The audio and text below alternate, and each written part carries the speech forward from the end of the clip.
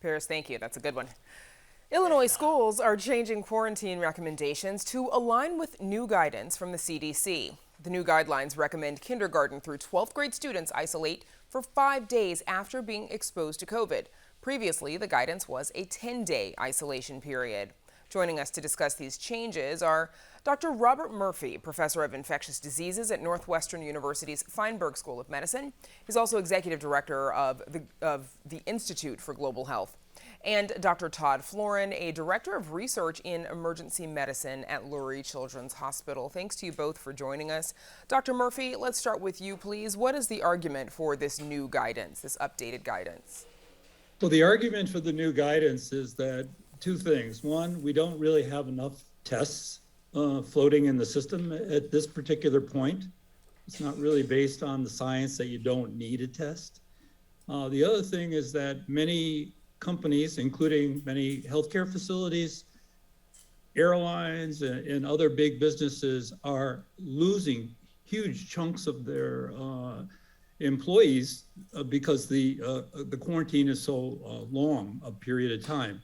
So there was pressure to shorten that. There is some science that says, particularly in vaccinated people, that they tend not to shed the virus after 5 days. They certainly shed more in the first 5 days.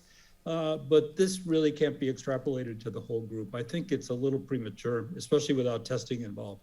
And so, I mean, you're making the case that in the case of students, of young people, are you concerned that this could lead to, there's been some criticism that the isolation period isn't long enough. What about for kids?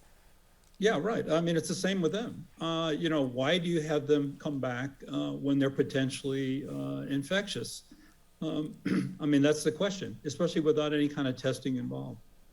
Now, according to district data from Chicago Public Schools, more than 12,000 students are currently in quarantine, and just over 2,300 adults are also in quarantine today. Dr. Murphy, sticking with you, are you concerned that this reduced isolation time could lead to an increase in cases in schools? Well, in-person learning is obviously good for kids. They do much better in person. However, at the very peak of this pandemic, after 2 years of this, with the numbers that we're seeing around the country and the city of Chicago, state of Illinois, and everywhere, it really was too risky to bring the kids back into the classroom at this particular point. This may change pretty soon. It's already starting to level off in the city of Chicago. In the state of Vermont, it's going down. The United Kingdom's going down. South Africa's going down. Many other states are continuing to increase, but that increase is decelerating.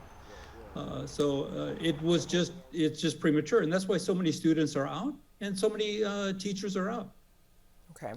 Dr. Florin, you just published an international study on the severe outcomes of COVID-19 in children.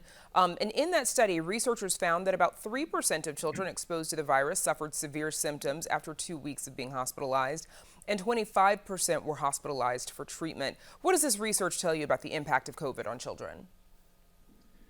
Right. So if you look at the study, I mean, we looked at over 3,200 kids in 41 emergency departments in 10 countries. About 60% of those were here in the United States.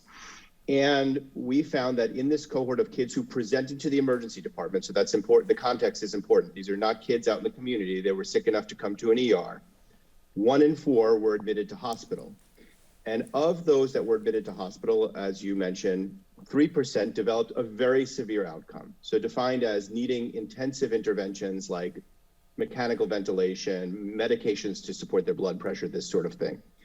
Now, the reassuring piece of all this is that if you were a child who presented to the emergency department that was well enough to go home, your risk of these severe outcomes was very low. 0.5% in our entire cohort had one of these very severe outcomes, and none of the children that were sent home from the emergency room died.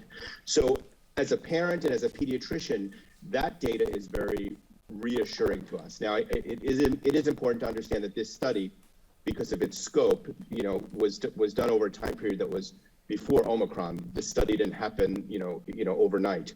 And so we can't necessarily extrapolate it to the current variant of concern and the current status with regard to vaccination. And Dr. Florin, how can this help doctors and hospitals in deciding, how to triage patients as they're overrun with cases? It's a great question. And we found 4 factors that were associated with these very severe outcomes. One was older age children. Adolescents were much more likely to develop severe outcomes compared with the youngest infants and toddlers.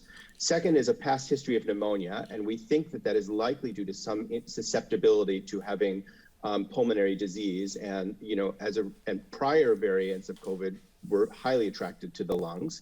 Third is a history of reported chronic complex conditions, pre-existing conditions in the children, and the fourth was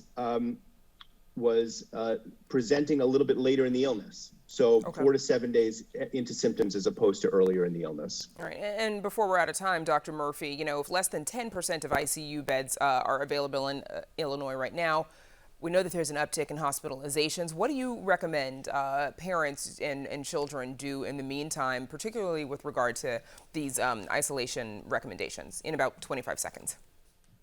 In 25 seconds. Number one, if your kid is eligible for a vaccination, get them vaccinated. Number two, if they go into isolation or into quarantine, when they come out, make sure they're wearing a good mask. That's really the best you can do at this particular point.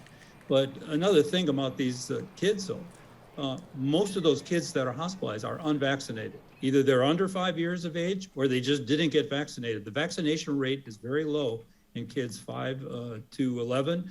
I think it's only about 12%, and it's 50% above that. Okay. And you look in the hospitals, and it's the same as the adults. It's unvaccinated. Okay. We'll have to leave it there. My thanks to Doctors Robert Murphy and Todd Florin for joining us. Thanks for having us.